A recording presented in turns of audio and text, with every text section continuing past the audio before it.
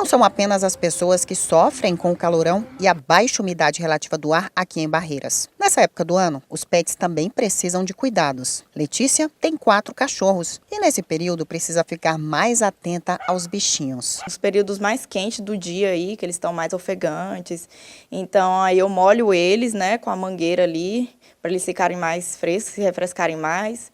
Coloco água ali num lugar mais fresco, coloco pedrinhas de gelo também. Eu também, às vezes, gosto de fazer uns picolézinhos, né? Que é até uma forma ali de enriquecimento ambiental para eles desestressarem. Então, com iogurte natural, e aí eu congelo, e aí depois eles ficam lambendo, né? Com a mioglobina da carne também, um caldo de ossos também, que além de ser nutritivo, né? Vai refrescar bastante eles. Os animais de estimação não transpiram como os humanos, o que é importante para a regulação da temperatura corporal. Quais os principais problemas dos animais nesses períodos mais quentes? Acontece muito, em alguns casos, animais que não têm esse cuidado específico, animais começam a apresentar sangramento nasal. Tá? Em alguns outros casos, animais que vão passear em horários que não são recomendados, queimadura de patinha, a gente vê com muita frequência. Os animais, inclusive, eles podem, desmaiar. Por exemplo, se o animal fizer muito esforço no horário muito quente, eles têm a síncope, né, que é o desmaio. Então, assim, além do desconforto, os animais ficam extremamente ofegantes, ficam extremamente estressados. E a gente sabe que tudo que estressa, ele pode provocar uma queda de imunidade e o animal, inclusive, manifestar alguma doença em decorrência disso. Segundo a veterinária Ana Manuela, muitas pessoas acabam tosando o animal na tentativa de amenizar os efeitos das altas temperaturas. Mas a tosa exige muita atenção. Diferentemente do que a gente pensa de que tosar o animal totalmente é a solução, não é bem assim. Por exemplo, a gente tem algumas raças, como o husky siberiano, que são animais adaptados a climas mais frios. Né? A gente tem o caso do samoyeda também. O que acontece com esses animais? Eles têm uma camada que a gente chama de subpelo, que esse pelo que fica abaixo desse pelo que a gente visualiza, eles tendem a ajudar a manter um equilíbrio, né, de temperatura. Então, eles tendem a deixar o corpo do animal um pouco mais fresco do que a temperatura exterior.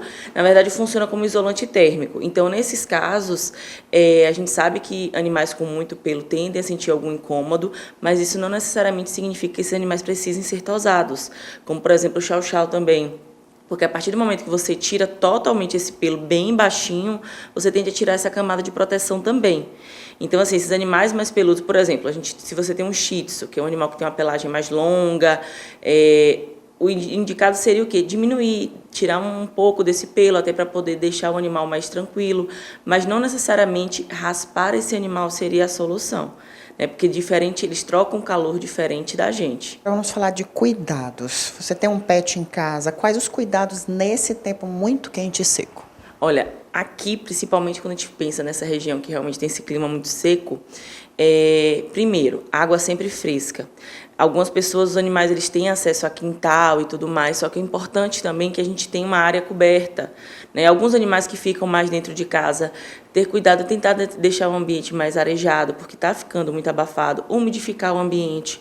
A gente sabe que não necessariamente deixar um umidificador, mas existem diversas técnicas que são utilizadas para tentar deixar aquele clima um pouco mais úmido, porque a gente sofre, eles sofrem também. Da mesma forma de água, tentar fornecer água fresca, limpa, né? E ver também o local onde essa água fica disponível. Porque, por exemplo, se ficar num local que logo mais vai bater o sol, aquela água vai esquentar. E o animal não vai conseguir beber, ou se vier a beber por estar com muita sede, essa água pode acabar fazendo mal. O que a gente vê também, alguns tutores, o que é que eles fazem? Por exemplo, felinos, a gente oferece sachê até para poder auxiliar na ingestão hídrica desse animal. O que é que a gente faz? Tem feito os picolézinhos de sachê.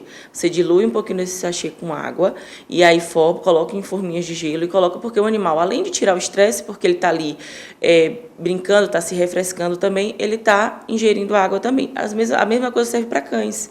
Né? As pessoas têm feito picolés de petisco, porque o animal está consumindo algo que é atrativo para ele, mas também está se hidratando do mesmo jeito.